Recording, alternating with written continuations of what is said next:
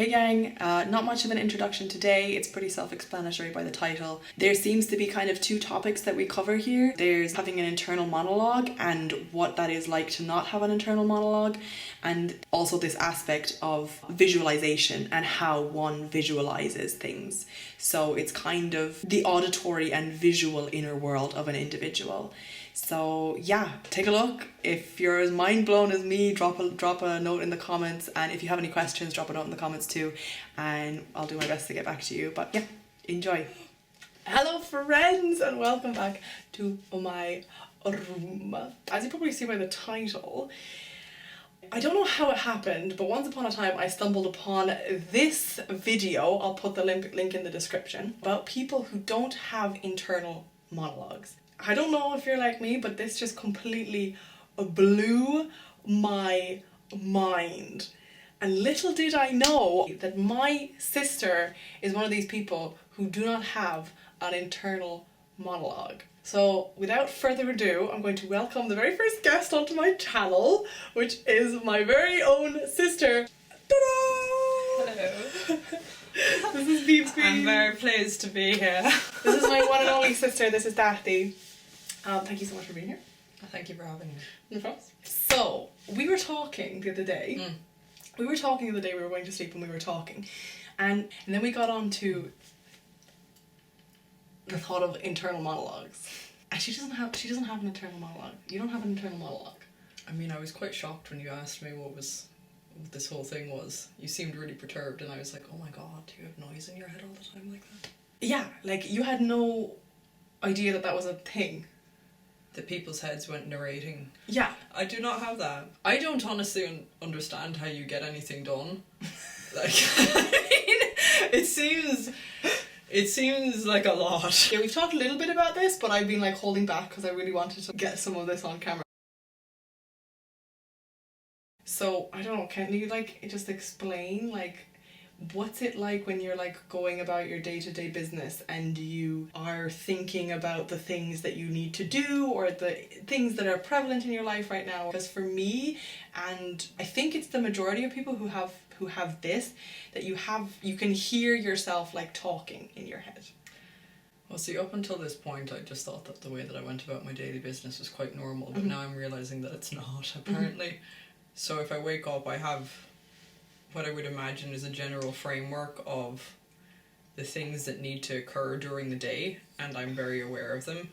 Generally, I point myself in one direction, and I set out to achieve that.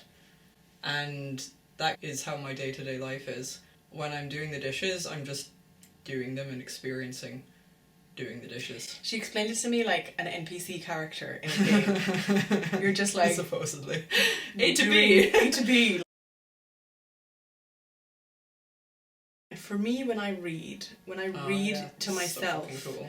I hear myself in my head talking. Like I hear the narration. So yeah, what's that like for you? Just read. But I do really like fiction. But no, I don't hear them. I just, again, build up a general framework for the concept, and that judges to me if it's good or not. Mind-blowing. The way that I read in like, I take like a block paragraph like this, and I pick like dun dun dun dun dun dun dun words around it, because I kind of view the paragraph as a whole, and I absorb it like that so I can read quite quickly. We were looking at the same page together, and we did a reading test. She is like so much faster than me. It seems to be similar in other persons who have this. She can just like look at parts of the paragraph structure and absorb it. Yeah, like I pick out key points, keywords in a paragraph. Like then I absorb the body of text from that. What about when you're writing? Like, what about when you're writing a text or you're like handwriting something? Because sometimes when I'm writing, I'll be hearing what I want to write, and then sometimes it happens when I'm writing that like my thoughts are faster than I can write, and then I have to like catch up and try remember what I said. Oh my god, Maeve, that sounds exhausting. How do you know what's going to come next? Oh, okay. So I don't really write things down. Like in terms of short things, I tend to write, longer essays or academic papers or something like that. So I write loads of stuff that really disjointed, kind of like a big foom, foom, foom, foom, like this shape. And then as I keep writing, it all starts condensing into a nice little shape, whatever shape the paper needs to take. Okay. And then I just keep writing it, and I keep writing it, and I understand it as I'm writing it. I have a general kind of fluidity concept of what I want it to be like, but it forms as I'm writing it. Is this akin to how you read? Like, you take it as like a sculpture? Yeah. Daphne brought up this thing called aphantasia. Aphantasia? I told you aphantasia, so if it's wrong... So she told me about this thing called aphantasia. We're gonna do this at home so you can follow along. I want you to imagine a red star. Imagine a red star. Do you have it? Okay. Now take a look at this picture, and which one of these did you see? Did you see? Did you imagine? For me, it's the block red star. And what's yours? 1 to 2. Black or like really faint grey outline. What about when you were a kid and you had like your imagination? Mm. Did you see the things? No. I have had like such strong imaginings when I'm a kid that I think the thing is real that I'm seeing. That's really cool. I remember like someone came up to me when they were 6 and they opened their hands and they were like, look, it's a fairy. And I remember very distinctly my brain going, there is nothing in her hands. But I went, yes, because I knew that I was supposed to pretend that there was something there. But no. Oh my god, this must make so much sense to you now, like, now that you understand that people, like, see things. Yeah. Yeah. But I don't see things when I imagine them, and neither do I hear things. I go through, you know, like, filing boxes in my head, and you get feelings around them, and... I cannot fathom this at all. Say, for the example, the red star concept, I can conceptualize what a red star is. I know what it is. I know what the essence of it is, so I know what the essence of my imagination is. But I just don't see it. I know what the essence, like, I can understand what a tree or a star or a pillow is, but I just don't see it.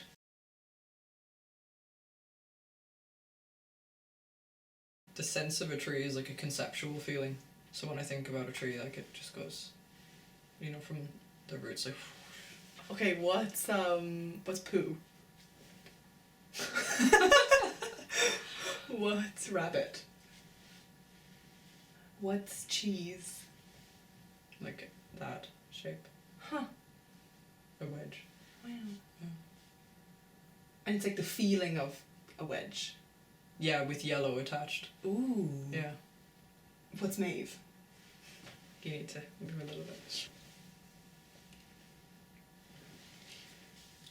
I love it too! You're the colours of a sunset, just to let you know. Oh, that's so nice. Yeah, like orange and kind of pink and red and yellow. What about numbers? Like maths? Yeah. Like when you're adding things, how does that work? I have this like intangible field of numbers that you just find. But like, so say if I say like 47 plus like, I don't know, 17. 47 plus 17. You probably have to add it. Yeah, but then how do you do that? See, for me, I see them and then I will add them. I suppose what I do then is that I feel the numbers moving. That's so exciting. Like, what was it? 47 plus 17? Yeah. 64? Yeah. Because it slid. It slid. Like 47. 17.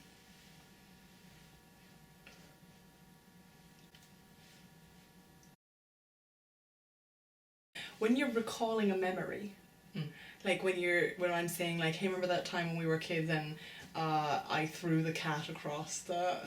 You never threw a cat across anything. I should fucking hope not. When I'm like telling you a memory, like do you recall the visualization of that? Not really. Like, what I remember is the feeling. Like, I remember the feeling of, like, hysterics. I remember kind of specific words that were said. I remember the light. So, like, I'll pick up on, like, key elements, and that's kind of, you know, like, in the filing box of what constitutes that memory. Those specific elements of... But you don't remember, like, what you saw. For me, it's like a snapshot, like a picture. That's nice. But I dream really vividly. I dream super fucking vividly. Oh, no. Shall we just say goodbye now? Yeah. This is well, very thank you sad. for being here. Thanks. It was actually, I'm actually feel really chuffed to be your first guest. Yay! I love you. I love you too. And she's going to Japan, guys, so wish her luck. Keep watching May's things because she's actually really amazing, and she has always been, and she always will be. Aw, thank you. She's sparkly. And if you have any questions for either someone who has an internal monologue or someone who doesn't have an internal monologue, you can leave them in the comments, and maybe we can do a part 2. Yeah. So that is it for this video. My battery died before we got to say goodbye properly, but like we said, if you have any questions, feel free to reach out and maybe drop a comment and let me know which one are you, or are you somewhere in between.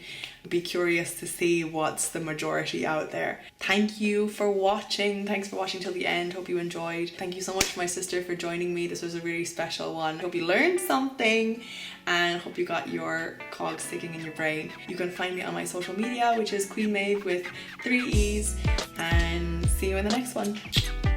Bye.